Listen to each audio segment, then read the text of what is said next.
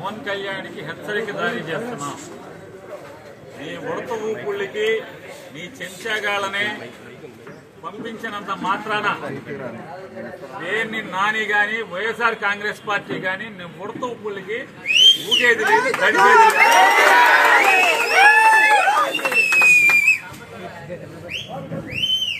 రాజకీయాల్లోకి సినిమా నటుడై 4 డాన్స్లు వేసి నువ్వు వచ్చి నీ ఇష్టానుసారం ఎవరిని పడితే వాళ్ళని నోటుకొచ్చినట్టు మాట్లాడచ్చు. నోరుకి అదుపు లేకుండా ఏది పడితే అది మాట్లాడచ్చు. ఒక సిద్ధాంతం ఉండదు. నిన్నేమో కులం లేదంటావు, నిన్న మతం లేదంటావు, ఇవాళేమో మతాల్ని రెచ్చగొడతావు.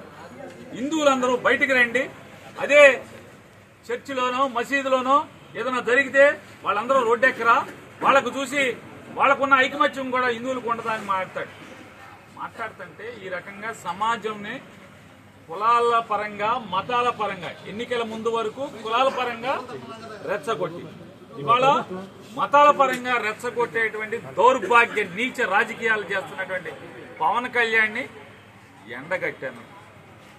అయ్యా, గతంలో నువ్వేనా బ్యాప్టిజం తీసుకున్నావు, గతంలో నువ్వేనా బ్యాప్టిజం తీసుకున్నా అని చెప్పావు, నువ్వే కదా ఆయన, నువ్వేనా?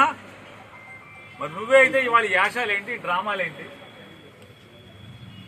అంతకుముందు యాశాలేంటి, అంతకుముందు భాష ఏంటి, అంతకుముందు డ్రామాలేంటి? ఇవాళ ఒక బాధ్యతాయుతమైనటువంటి ఉప ముఖ్యమంత్రి పదవిలో ప్రభుత్వంలో ఉండి బాధ్యత లేకుండా ప్రవర్తించటం సిగ్గుమాలిన తనం కాదా అని నేను ప్రశ్నిస్తే, నిన్న మధ్యాహ్నం నేను ప్రశ్నిస్తే ఆర్గనైజ్ చేసుకుని సిగ్గు లేకుండా ఒక 50 మందిని పోగేసి తాగిచ్చి మా సంఘం మొదట్లోకి వచ్చి 4 కేకలేస్తే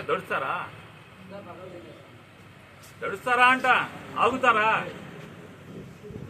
గుడివాడ వెళ్తే కారు మీద రాళ్ళు అయితే మీ ఇంటికి మా ఇల్లు ఎంత దూరమో మా ఇంటికి మీ ఇల్లు అంతే కూడా దూరం అనేది గుర్తుపెట్టుకో.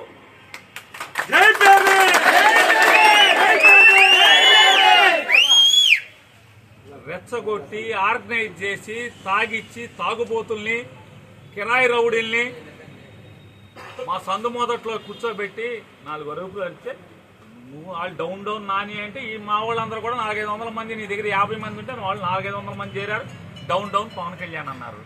సిగ్గుపోయింది నీకే కదా. మా ఇంటికి వచ్చి మాతో తిట్లు తిన్నది నువ్వే కదా.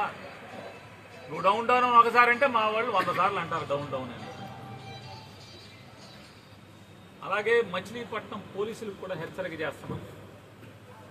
ఈ రకమైనటువంటి తప్పుడు ఉద్యోగం మీరు చేయటం మొదలు పెడితే ఖచ్చితంగా బందర్లో హింసా రాజకీయాలు మొదలవుతాయి. పిల్లిని కూడా గదిలో పెట్టి కొడితే తిరగబడి ఒళ్ళంతా పీకుతుంది. మేము శాంతి కాముకులమే అవ్వచ్చు, అయినంత మాత్రాన ఈ రకంగా ఇళ్ల మీదకి రౌడీల్ని, కిరాయి మనుషుల్ని, తాగుబోతుల్ని తాగిచ్చి పంపించే పరిస్థితి వస్తే నీకు 50 మంది ఉంటే మా దగ్గర 100,000 సంఖ్యలో ఉంటారు. పోలీసుకు కూడా చెప్తున్నాం, ఈ రకమైనటువంటి సంస్కృతే మీరు పెంచి పోషించి 50 మందిని తీసుకొచ్చి మీరు వెనకాలే పరిగెత్తుకొచ్చి వాళ్ళని పంపించి వెనకాలే మీరు పరిగెత్తుకొచ్చి వాళ్ళనేమి మేము కొట్టకుండా మీరు కాపాడినంత మాత్రాన్ని ఎన్నాళ్ళు జరుగుతుంది ఇది?